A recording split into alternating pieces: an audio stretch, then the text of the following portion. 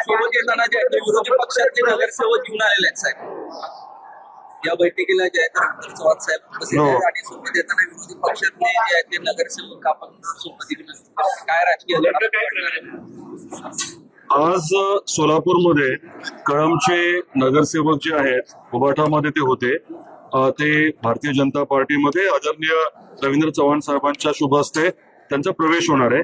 हे सर्वजण आमचे जुनेच सहकारी आहेत आणि कळम आणि धाराशिव जिल्ह्याचा विकास हा भारतीय जनता पार्टीच्या माध्यमातूनच होऊ शकतो याची त्यांना पूर्ण खात्री असल्यामुळे त्यांनी हा निर्णय घेतलाय. अधिक ते बोलतील, पण मी म्हटल्याप्रमाणे हे सर्व माझे जुनेच सहकारी आहेत.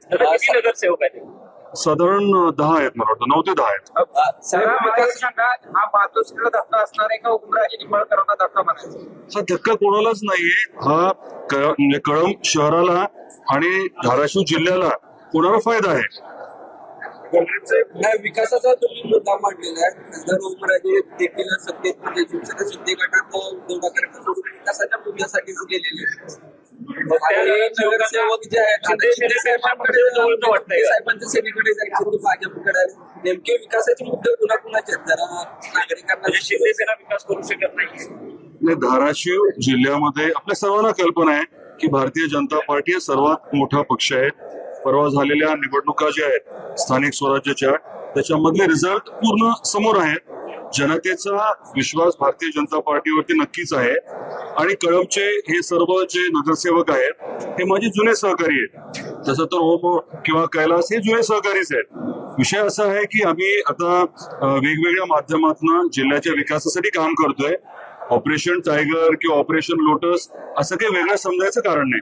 धाराशिव जिल्ह्यामध्ये दिसून येत आहे. धाराशिव जिल्ह्यामध्ये भाजपचे 2 गट पडल्याचं दिसून येत आहे. कारण बसवराज पाटील हे वेगळ्या दिशेने जातात आणि तुमचा मार्ग वेगळा दिसून येतोय. कारण पूर्वाष्टमीचं जरी बघितलं तरी राष्ट्रवादी आणि काँग्रेस अशा पद्धतीचं राणादादाचा एक गट आणि बसवराज पाटलाचा वेगळा असं सक्रिय होता. पण आता भाजपमध्ये सुद्धा तशीच रीक ओढण्यासारखी दिसून येते अशी चर्चा असते. चर्चा कुणी काही करू शकेल. भारतीय जनता पार्टीमध्ये गट तट त्याला काही महत्व नसतं.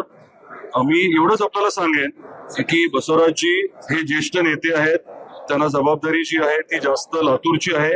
धाराशिवमध्ये तर ऑफकोर्स त्यांचं वास्तव्य आहे आणि त्यांची पूर्ण आम्हाला सहकार्य होतंय, मदत होतीये, त्याबद्दल काही अडचण नाहीये. महत्वाच्या कार्यक्रमांना तुम्हाला निमंत्रण दिलं जात नाही असं काही नसतं. मी जर समजा उपलब्ध त्या दिवशी नसेल त्यामुळे गेलो नाही असं होऊ शकतं. ते बोलवत नाहीत किंवा मी बोलवत नाही असं काही मुद्दा नाही. माझी विनंती काय आहे, धाराशिव जिल्ह्याच्या बाबतीत आपण विचार थोडा वेगळा करतोय.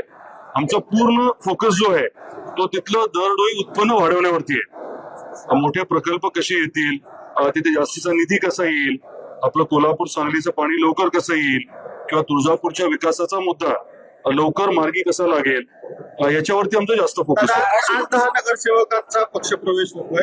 येणाऱ्या काळामध्ये अजून ऑपरेशन लोटसच्या माध्यमातून धाराशिव जिल्ह्यामध्ये अजून कोणकोणते नेते अजून येणार आहेत असं थोडं सांगितलं जातं. मी एवढंच सांगेन की ऑपरेशन टायगर जसं आमचं सरनाईक साहेब बोलले तसं ते असेल किंवा आमचं ऑपरेशन लोटस किंवा काय तुम्हाला नाव द्यायचंय ही निरंतर प्रक्रिया आहे. आता ऑपरेशन टायगर कडे जाणारे नगरसेवक ऑपरेशन लोटस कडे तुम्ही वळा. एकच आहे ते सगळं. तर तुम्हाला माहित नाही का तिकडे काय आणि इकडे काय.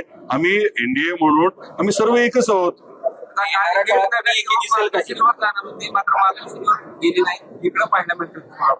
मला एवढे बारकावे माहित नाही, ते तुम्हाला जास्त माहिती. येणाऱ्या काळात एकी दिसेल का लोटस टायगर एकत्र दिसतील? प्रश्नच नाही ना.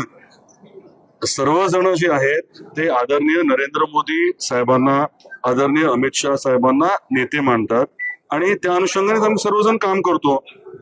ठीक आहे.